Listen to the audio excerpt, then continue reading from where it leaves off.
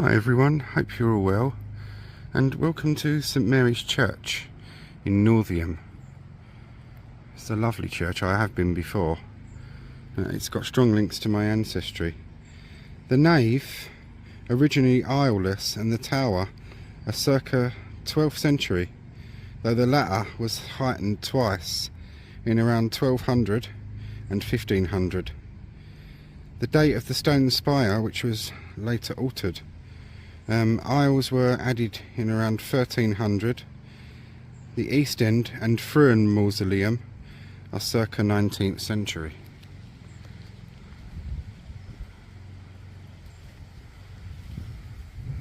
I'll give you a walk around of its exterior.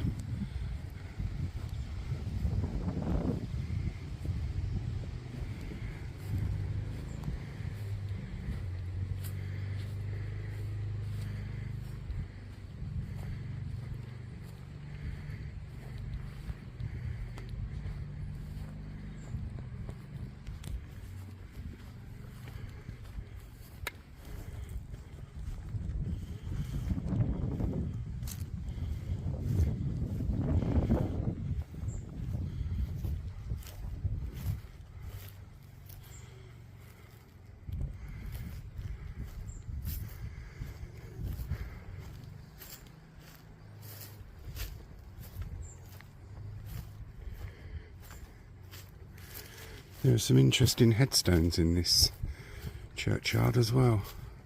Well, I find all old headstones interesting, so that would be why.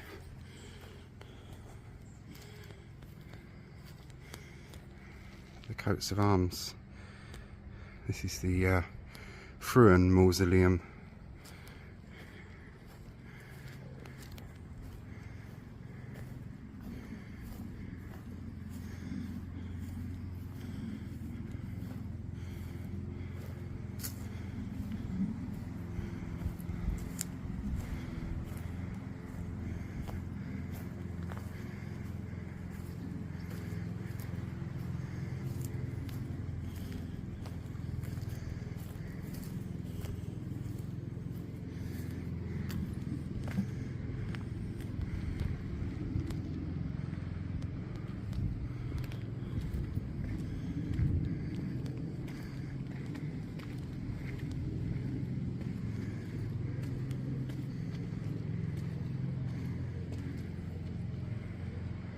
Nice to see the Union flags for VE Day.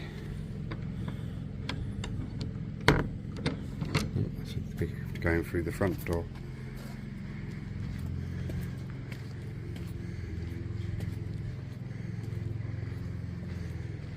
Where the bell tower is.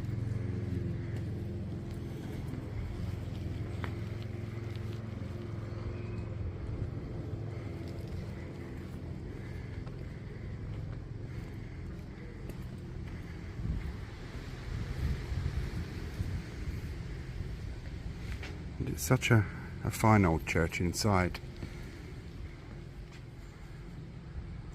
Oh yeah, you okay?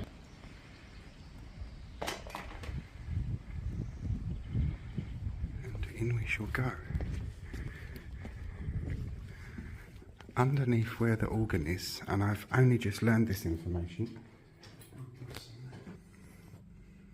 and I've only just found out this information from a lovely gentleman who's tending the churchyard. There he is there, and he has been really kind.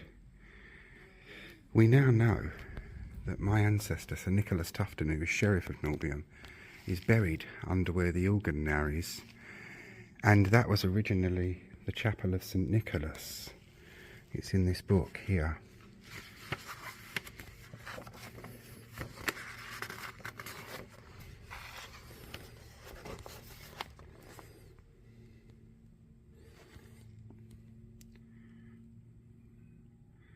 The chancel aisle, site of the chapel of St Nicholas. Now my ancestor, he died in 1538, Sir Nicholas Tufton, and he left instructions in his will that he was to be buried before the altar of St Nicholas in Ye Parish Church at Northiam. Now this is pre-Reformation, so lots of churches back then had little chantry chapels, and being an important man and wealthy, the family was, the gentleman was telling me, was still known in this village in the 19th century. This organ was taken from a bombed out church in the Second World War, and under it is the monumental brasses of where my ancestor is, and I had no idea that this existed. I'll show you what I knew existed, and then we'll go, once we've done my ancestry, we'll go round. I can never resist showing you this. This is his monument brass, hic jacet Nicholas Tufton, and it's all in Latin, and it basically, it gives his title and asks people to pray for his immortal soul. Lord, Amen. Now this, interestingly enough, went from the church when the Victorians made all their alterations here, which they did a lot of, and then in the early 20th century it was found along with these other ones in a bric-a-brac shop in Rye, and a lady purchased them all and gave them back to the church. So that's Nicholas Tufton, and I believe he's my 29 or 30 times great grandfather. Now what I didn't know was in existence in this church. Before the organ went in, they did rubbings of all the funerary brasses, and this is Sir Nicholas Tufton, shown in a repose of prayer, as was so familiar in those days, in a robe, and it has here Nicholas Tufton, and that thing we just saw on the wall was originally underneath this. This is still there underneath the organ.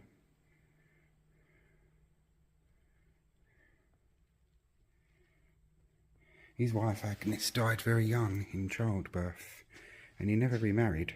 And Sir Nicholas Tufton himself, in the good old way of my ancestors, how he died was he got blind drunk, was riding between Rye and Northiam, because he was the commissioner of sewers for Rye and Northiam, and he was riding between Rye and Northiam and fell off of his horse and died. So under that organ is where my ancestor is buried. And this originally, the gentleman told me, way back, was known as the Tufton Chapel. So there are likely other Tuftons buried there as well. His wife Agnes, most certainly. But we can find no monumental brasses for her. And that's my ancestral link to St Mary's, Northiam.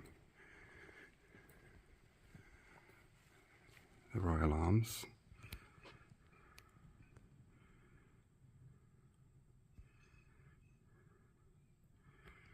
The Victorians got their hands on this one, and the gent was telling me they didn't do a very good job with the rebuildings, and this church is prone to severe damp.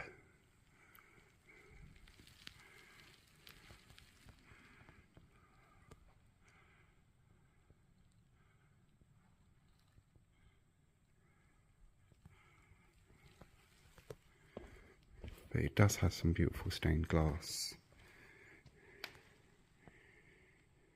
It has two fonts as well. This is its original font. So Sir Nicholas Tufton's daughter, also called Agnes, like her mother, my ancestress, she would have been christened in this font, which is an interesting concept. And there is its other font over there, which isn't used nowadays. It's a Victorian one.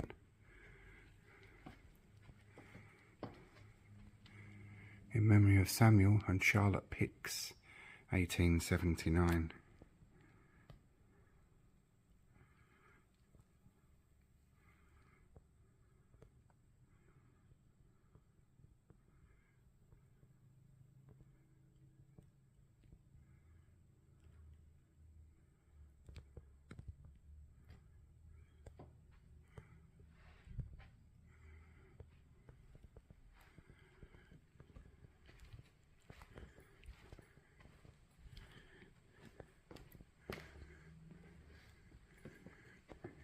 It's war memorial to the men of the First World War.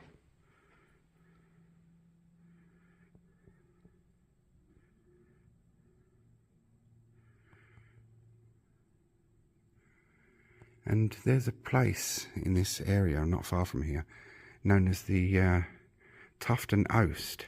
It's a Christian worship centre now, but that's where my ancestors came from, and in his day it was known as Tufton Place.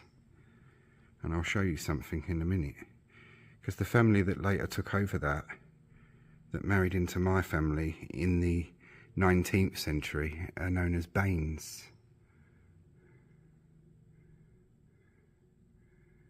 I did say to you it's got some lovely stained glass.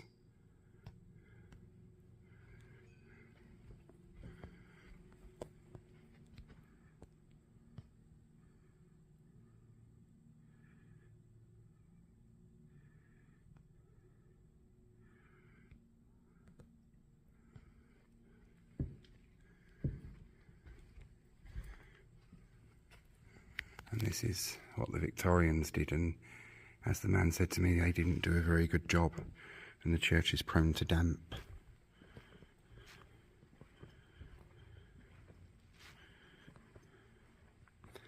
Last time I came here, which was about 3 years ago, the Tufton Chapel wasn't open. It's gated, and he's just opened that for me.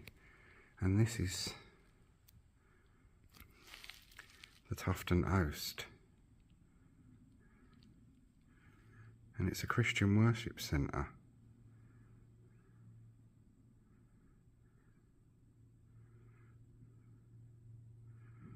And it shows the local industry. That's the old tithe barn, and that's from the Tudor era, so it would have well been there when my ancestor was around. Oh, this visit has turned out to be amazing. What a lovely man.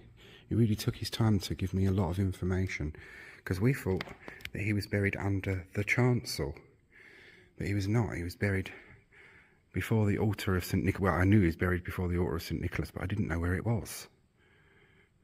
I mean, I thought the altar would be this, but it's not. It's this is, of course, the altar, but this isn't the altar of St. Nicholas. Before the Reformation, churches had lots of different altars to different saints and the Virgin and such like, and they would have been brightly coloured.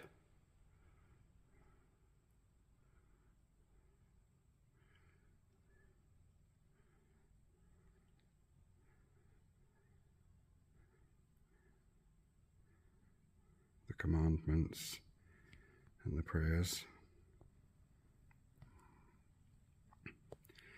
This church originally had Jacobean altar tables and furniture, and it was all nicked. Someone stole it, which is absolutely foul, isn't it?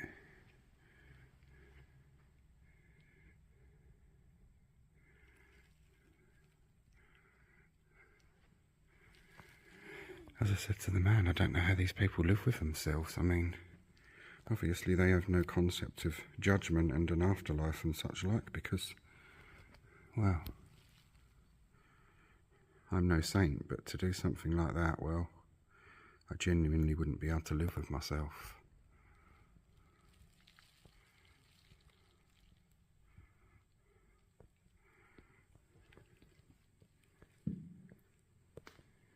What started off as a pretty bad day for reasons I can't go into. No one's died or anything like that, but has turned out to be good, or turned good.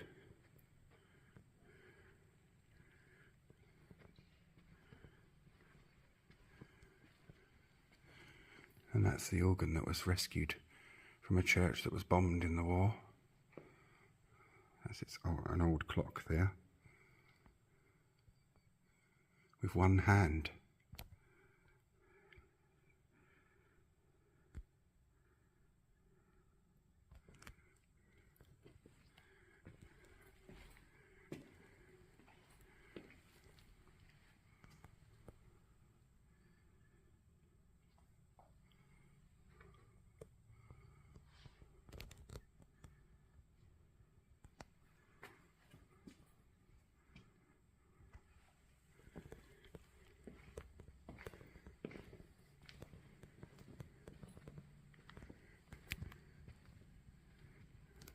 pulpit is Victorian.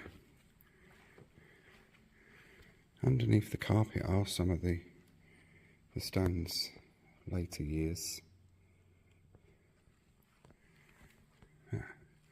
It's amazing to think old Sir Nicholas is under there still, and so is his monumental brass. And it leaves me with the unanswerable question, are there any others there? I mean, this organ is there and there to stay, of course, but I do kind of regret a little bit that we can't see it, but mustn't be ungrateful because it turned out to be a very, very good visit, as I say.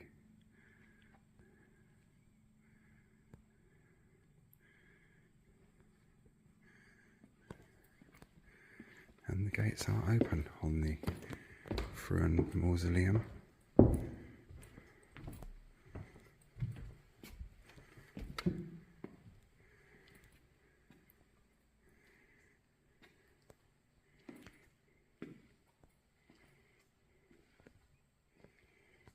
And underneath these stones is their crypt, and inside it are lots of Fruins buried in there or interred in there.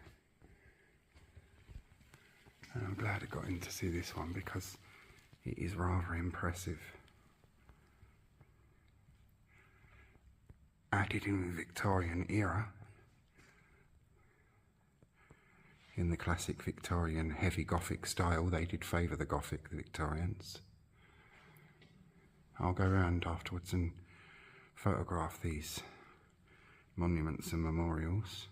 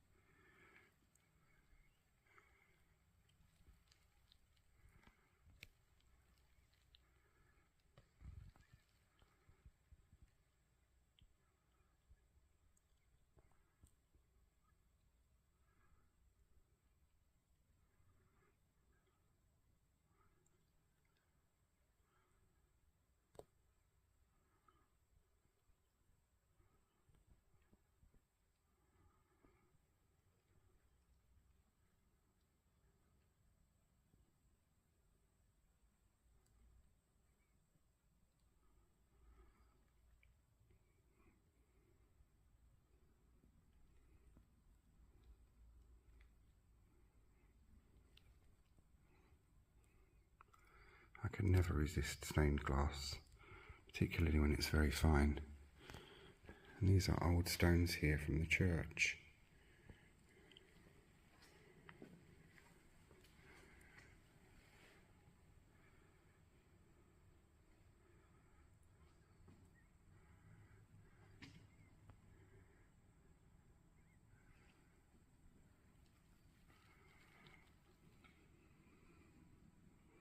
Coats of arms up on the walls.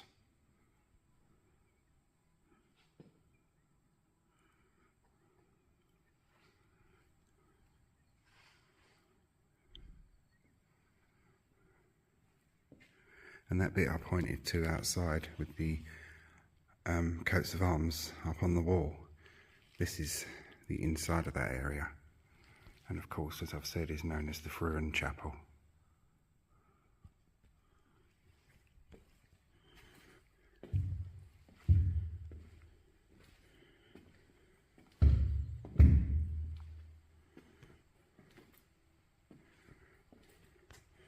And these are its heavy gates, which are usually locked.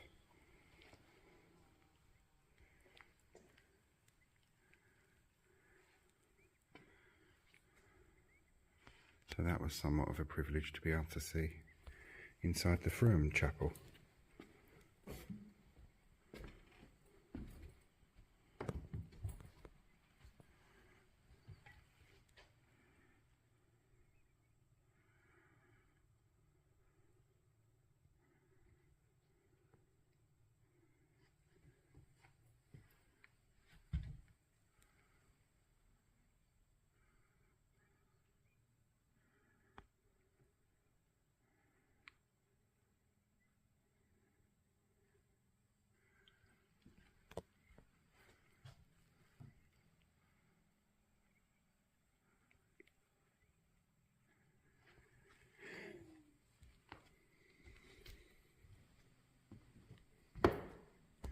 And this is the Frewham's private family pew. The church would like to have it moved because it gets in the way of modern services, unfortunately, but it is pretty much immovable.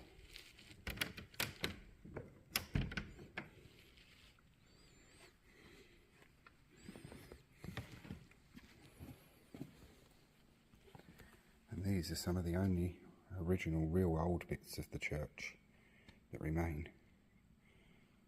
So those flagstones will go over there to where my ancestor Sir Nicholas is buried, and his monumental brass.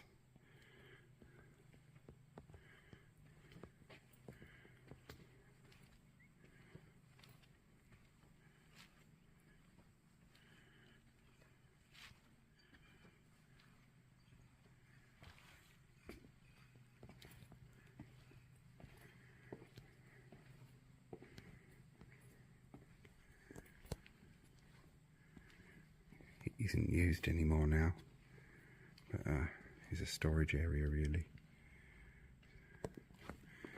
You've got the pews around the backs and sides there, and then there would have been other box pews inside it.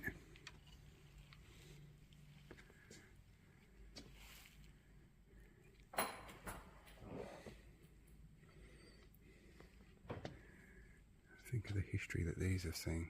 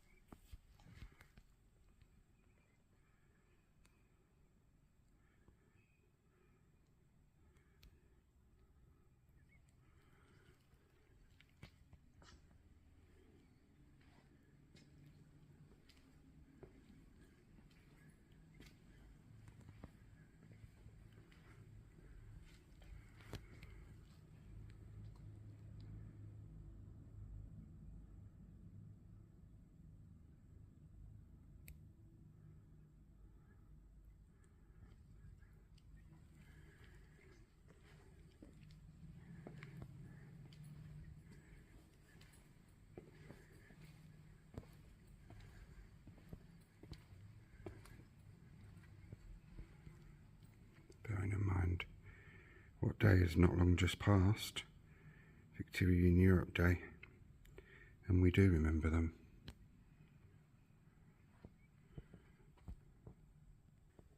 And with one last mention of my ancestor, Sir Nicholas Tufton, which I can never resist.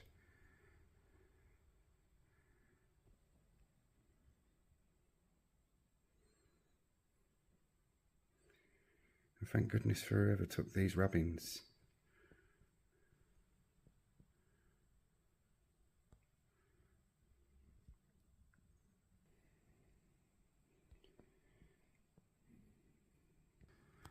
And that, my friends, is St Mary's Church at Northiam. I hope you've all enjoyed, and thank you for watching.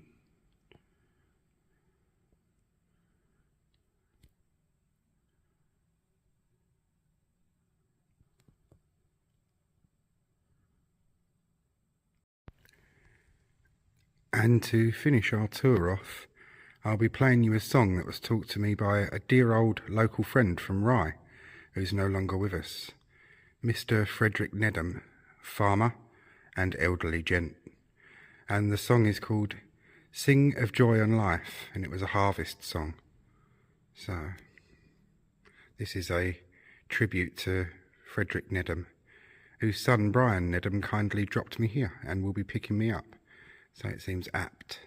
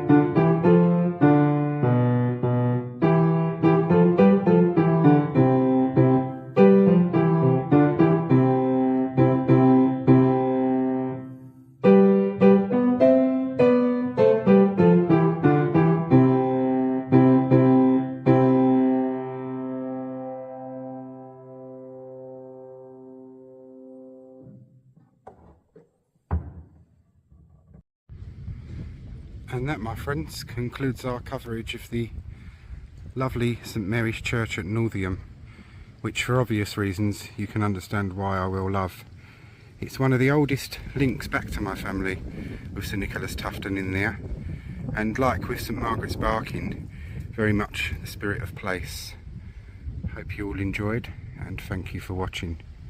There will be lots of photographs from this one, and photographs of the tombstones from its interesting churchyard. Some of them are pretty well surviving for their age.